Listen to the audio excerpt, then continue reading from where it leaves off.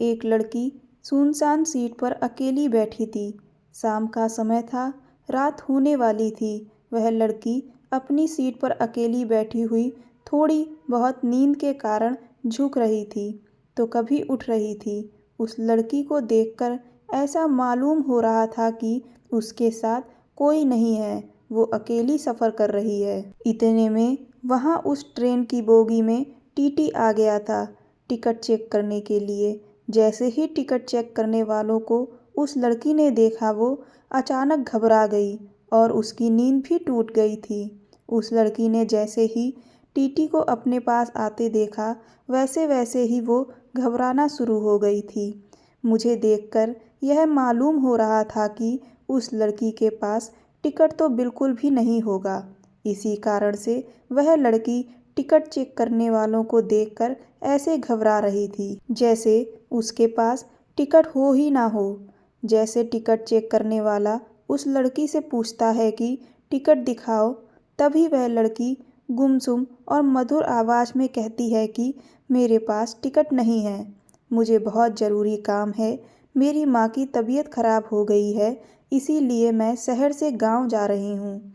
मैं जल्दीबाजी में घर में पैसा भी भूल आई हूँ, इस कारण से मैं टिकट भी नहीं ले पाई थी। टिकट चेक करने वाले कहते हैं कि अगर आपने टिकट नहीं लिया है तो आपको 300 रुपये फ़ाइन देना होगा। ऐसा मालूम हो रहा था कि वह लड़की कुछ देर में रो देगी।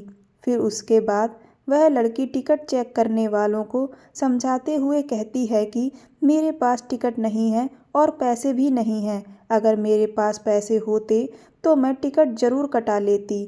मैं किसी मजबूरी के कारण अपने गांव जा रही हूँ, इसी कारण से मैं टिकट नहीं ले पाई। बहुत मुश्किल से किसी तरह से टिकट चेक करने वाले को समझाकर वह लड़की भेज देती है। टिकट चेक करने वालों को भी उस पर दया आ जाती है और वह पूरी सफ़र तय करने तक का टिकट भी फ्री में उसे दे देता है। वहाँ पास ही बैठे ऊपर वाली सीट से रोहन यह सब नज़ारा देख रहा था। जब रोहन ने उस लड़की को देखा तो वह लड़की सोने ही वाली थी और अपनी चादर उठाकर सोने के लिए अपने शरीर पर ओढ़ ली थी। थोड़ी देर बीत जाने के बाद रोहन को शायद नींद नहीं आ रही थी। फिर वो नीचे उतरा वॉशरूम जाने के लिए तो उस लड़की से उसने पूछ ही लिया कि क्या आपके पास बिल्कुल भी पैसे नहीं हैं।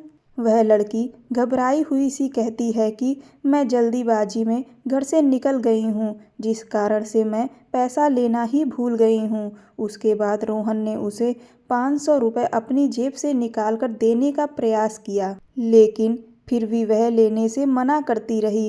रोहन ने उससे कहा कि मैं तुम पर कोई एहसान नहीं कर रहा हूँ, मैं तुम्हें अपना एड्रेस बता रहा हूँ, तुम्हारा जब मन करे तब इन पैसों को भेज सकती हो, लेकिन अभी तुम्हारे पास पैसे होना बहुत ज़रूरी है, इसके बिना तुम भूखी रहोगी और घर जाने के लिए टैक्सी इत्यादि का भाड़ा भी तो होना चाहिए। इतना सुनते ही और रोहन के मनाने के बाद वह लड़की पैसे ले लेती और कहती है कि मैं घर जाकर पैसे का इंतज़ाम करके आपको ये पैसे भेज दूंगी। उसके बाद वो लड़की सो जाती है। उस लड़की का सफ़र सुबह 2 बजे पूरा हो जाता है और वो लड़की उस ट्रेन से उतर जाती है।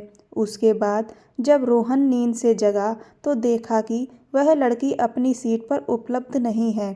फिर रोहन ने उस लड़की को ज़्यादा याद नहीं किया और अपने काम से काम रखा और वो सो गया था। घर पहुंचकर कुछ दिन बीत जाने के बाद, करीब करीब 1 साल बीत जाने के बाद, रोहन ने जिस पते पर पैसे भेजने के लिए एड्रेस दिया था, उस पर एक चिट्ठी आती है। वह चिट्ठी उसी लड़की के द्वारा भेजी गई थी, जिसमें लड़की चिट्ठी में लिखती है कि मेरे प्यारे हमसफ़र और मेरे अजनबी हमसफ़र, आपके ही कारण मेरा सफ़र सुहाना हुआ था। अब मैं आपका एहसान उतारना चाहती हूँ, लेकिन पैसे भेजकर मैं आपका एहसान नहीं उतार सकती हूँ।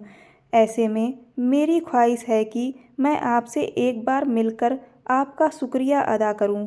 साथ ही साथ इस चिट्ठी पर नीचे मिलने की जगह के बारे में तथा समय के बारे में भी बताया गया था। ये देख रोहन से रहा नहीं जा रहा था। वो उस दिन का इंतज़ार करने लगता है जिस दिन यह वक्त आएगा और रोहन उस अजनबी लड़की से मिल पाएगा। रोहन उस अजनबी लड़की से मिलने के लिए इतना बेकरार क्यों था, ये रोहन को भी नहीं पता था। लेकिन जब से रोहन ने उसकी मदद की थी, वो हमेशा सोचता रहता था कि कहीं वह लड़की भूल तो नहीं गई मेरा शुक्रिया अदा करना। उसके बाद रोहन उसी दिन उसी समय पर, जिस समय की व्याख्या उसने अपनी चिट्ठी में की थी, जब उस स्थान पर पहुंचा तो देखा कि वह लड़की पहले से उसी स्थान पर मौजूद है। जब रोहन ने उससे पूछा कि आप बहुत पहले आ चुकी थीं क्या, तो वह लड़की कहती है कि मैं तो 1 घंटा पहले ही आ चुकी थी। उसने कहा कि मुझे लग रहा था कि तुम ज़रूर मेरे लिए आओगे। लड़की कहती है कि जब से मैंने इन पैसों को लिया है, जब से मैंने आपको देखा है, मेरा दिल कहीं नहीं लगता है। मेरे जज्बात और मेरा दिल हमेशा आपको ही याद करता रहता है, क्योंकि मैं उस रात जब आप सो गए थे तो मैं आपके चेहरे की तरफ देखकर बहुत ज़्यादा खुश हुआ करती थी। मैं आपसे अपने प्यार का इजहार करने के लिए आई हूँ। अगर आपको कोई आपत्ति नहीं हो तो आप मेरा प्यार स्वीकार कर सकते हैं। मैं पूरी ज़िंदगी आपके साथ गुजारने के लिए तैयार हूँ। साथ ही साथ मैं अपने माता पिता से आज्ञा लेकर आई हूँ और आपके बारे में बताकर भी आई हूँ। फिर उसके बाद रोहन भी खुश हो जाता है और उस लड़की को तुरंत ही गले लगा लेता है। फिर रोहन कहता है कि आपने अपना नाम नहीं बताया। मेरा नाम तो रोहन है। वो दोनों हंसने लगते हैं। लड़की अपना नाम रीता बताती है। उन दोनों की शादी जल्द ही करवाने का काम उनके माता पिता तथा अभिभावक करते हैं। उसके बाद से फिर वो दोनों फ़ोन पर खूब रात भर बातें करते हैं और ज़िंदगी का लुत्फ़ उठाते हैं और कुछ महीने बाद रीता और रोहन की शादी हो जाती है। अगर आपको ये प्रेम कहानी पसंद आई हो तो मेरे चैनल को सब्सक्राइब करें, वीडियो को लाइक करें। धन्यवाद।